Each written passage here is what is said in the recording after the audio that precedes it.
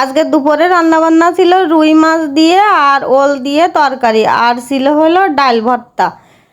এই হলো দুপুরে রান্নাবান্না ছিল। সকালের খাওয়া দাওয়া হয়ে গেছে, এখন চলে যাব দুপুরে রান্নাবান্নার জন্য রান্নাঘরে। আর আজকে দুপুরে রান্নাবান্না করব হলো ওল দিয়ে আর রুই মাছ দিয়ে তরকারি। কোনো বাটা কষা মশলা দেব না, শুধু জিরে সম্বরা দিয়ে রান্না করব। আর আমি এদিকে কিন্তু ওলটা সেদ্ধ করে রেখে আইছি, আর হলো ওলটা সেদ্ধ করে নিই, কারণ হলো যে অনেক সময় কাল চুলকোনোর ভয় থাকে, ওই জন্যই ওলটা সেদ্ধ করে জলটা ঝরাই রেখে দিছি। আর এদিকে মাছে কিন্তু হলুদ লবণ মাখায় রেখে দিছি, কারণ হলো হলুদ লবণটা আগে থেকে মাছে মানে 10 মিনিট আধা ঘন্টা মাখায় রেখে দিলি পরে হলুদ লবণটা মাছের ভিতর ভালো করে বসে, আর সেই মাছের তরকারিটা খাতেও ভালো লাগে, মাছটাও খাতে ভালো লাগে। আর এই যে দুধ নিয়ে চলে আইছে, আমি হলো দুধটাও এখন জাল দিয়ে দেব। রান্না করার আগে আগে দুধটা জাল দিয়ে নেব, তালি পরে ভালো হবে না। দুধটা জাল দিয়ে রেখে দিই। আর এই দুধের থেকে যে সর হয়, সর হলো মনুরা খাতি চায় না, ওই জন্যই সেই সর দিয়ে কিন্তু আমি ঘি তৈরি করি, আমার অনেক ভিডিওই দেখিছেন। তা চলেন তালি রান্না করে যাই। আর এই যে এখন হলো আমার ছোট মনুয়ানে বসে পড়াশুনো করতেছে, লিখতেছে, আর আমি এদিকে রান্না বান্না করব। আর এই যে কড়াইতে তেল দিয়ে দিছি, তেল গরম হয়ে গেছে, মাছ কয়টা প্রথমে ভাইজা নিচ্ছি।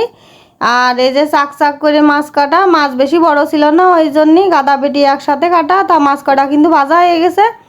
আর হলো কোনো বাটা কষা দেব না, শুধু হলো একটু ভাজা মশলা দিয়েই তরকারি রাইসকে রান্না করব, তাও ভাজা মশলাটা দেবো হলো একদম লাস্টের দিকে। তাই যে মাছ কটা তো ভাজা হয়ে গেছে, উল্টো হয়ে দিয়েছিলাম, তা মাছ হলো লেগে গেছিলো, তেল মনে হয় ভালো করে গরম হয়েছিল না, সেই জন্যই। আর এই যে মাছ কটা ভাজার পরে আমি তেল অর্ধেক কাইটে রেখে দিছি, আর অল্প তেল দিয়ে ঝোলটা রানবো।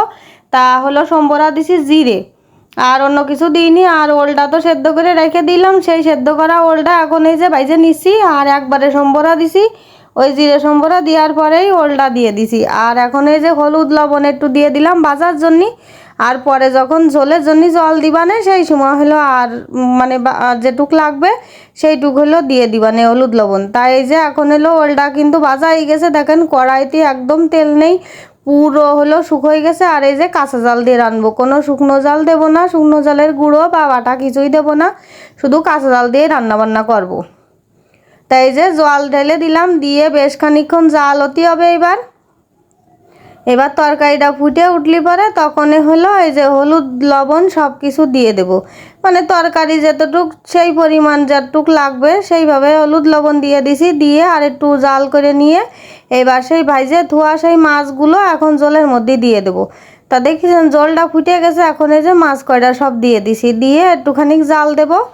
আর ঝোল একটু শুকাবো, সেই জন্য একটু জাল দেবো। আর মাছ দেওয়ার পরে একটু সময় জাল দিতে হয়, নাহলে তরকারিটি আস্বাদ হয় না। তাই যে জাল দিয়ে নিছে, এই যে দেখেছেন তরকারির রঙটাও কিন্তু চেঞ্জ হয়ে গেছে। তা এখন এই যে তরকারিটা হয়ে গেছে, আমি এখন একটু ভাজা মশলা দেবো। ভাজা মশলা বলতে কি ধনিয়া আর জিরে গুঁড়ো ভাজা, সেই তার গুঁড়ো দিয়ে দিলাম এই যে 1 চামচ মতো। ওই 4 চামচের বেশি দিইনি, কারণ বেশি দেওয়া লাগবে না। আর এই যে ধনিয়া আর হলো জিরে ভাজার যে সুন্দর একটা গন্ধ, কি যে ভালো লাগে। আর এই যে তরকারি কিন্তু রান্না বান্না হয়ে গেছে। আর এরপরে হলো ডাল মাখার জন্য আমি হলো ঝাল পেঁয়াজ এই যে কুচোয় রেখে দিছি, এই যে লবণ ঝাল পেঁয়াজ বেশি করে দিয়ে কুচোয় রাখিছি, এখন হলো মাখবো।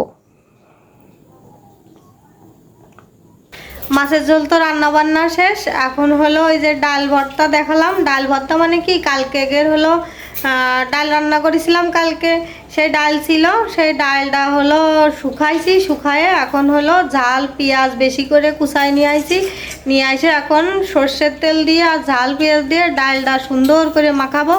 আর এই ডাল ভর্তা এরকম করে মাখালি পরে ওই দিয়েই মনে হয় যে ভাত খাওয়া হয়ে যায়, আর অনেক ভালো লাগে কিন্তু। আর ওই অনেক সময় অনেকেই আছে যে ডাল মানে থেকে গেছে, রাত্রিবেলা রান্না করেছেন ফেলে না দিয়ে যদি জ্বালাই থন, অনেকেই জ্বালায় রাখেন, অনেক সময় অনেকেই ফেলে দেন, কিন্তু আমি ফেলে দিই না, কারণ ওই ডাল বুড়াটা খাতি অনেক ভালো লাগে। গ্যাসে হলো মানে কড়াইতে দিয়ে তারপরে ওই ডালটা সুন্দর করে জ্বালাইছি, জ্বালায় একদম শুকোয়ে পুরো ঝুরঝুরে বানাই ফেলাইছি। তারপরে এই যে এখন মাখাবো, এখন এই ডাল ভর্তা দিয়েই সবাই অনেক মজা করে সবাই ভাত খাবে।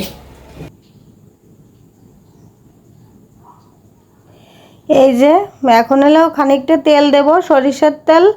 আর এই যে তেল দিলাম, তেল হলো মানে কাঁচা সর্ষের তেল, আর এদিকে লবণ আর কাঁচা পেঁয়াজ ঝাল। অনেক সময় শুকনো ঝাল বাইজে মাখালেও ভালো লাগে, কিন্তু আমার কাছে মনে হয় যে একদম খাঁটি সর্ষের তেল আর এদিকে কাঁচা পেঁয়াজ কাঁচা জলের একটা গন্ধই আলাদা। এই দিয়ে ডালটুক মাখালি খাতি যে কি আস্বাদ লাগবে তার কি কব। তার ডালটা কিন্তু ভালো করে মাখাই নিছি, এখন খাতি লতি দিয়ার পালা। তো এখন এই যে খাতি হলো সবাইরে দেওয়া হয়ে গেছে, এখন আমিও নিয়ে বইছি। আর হলো ডাল মাখা হলি আর কারোর কিছু লাগে না, মাছের ঝোল আমি নামাই রেখে দিছি, ডাল মাখা দিয়ে একটু খাই থাকবো। আর আমার কাছে মানে সবাই কাছেই ডালটা খাতি ভালো লাগে, মানে আমাদের বাড়ির সবার কাছেই ডালটা খাতি ভালোই লাগে এই ভর্তা এরকম করে মাখালি। আর যেহেতু কাঁচা ঝাল কাঁচা পেঁয়াজ দিয়ে মাখানো, কাঁচা সর্ষের তেল দিয়ে, এর যে কি সুন্দর একটা ঘ্রাণ তার কি কব। তা যাই হোক, আমার ভিডিওটা যদি আপনাদের কাছে ভালো লেগে থাকে তাহলে কিন্তু অবশ্যই লাইক কমেন্ট শেয়ার করবেন, সাবস্ক্রাইব করবেন। সবাই ভালো থাকবেন, টাটা।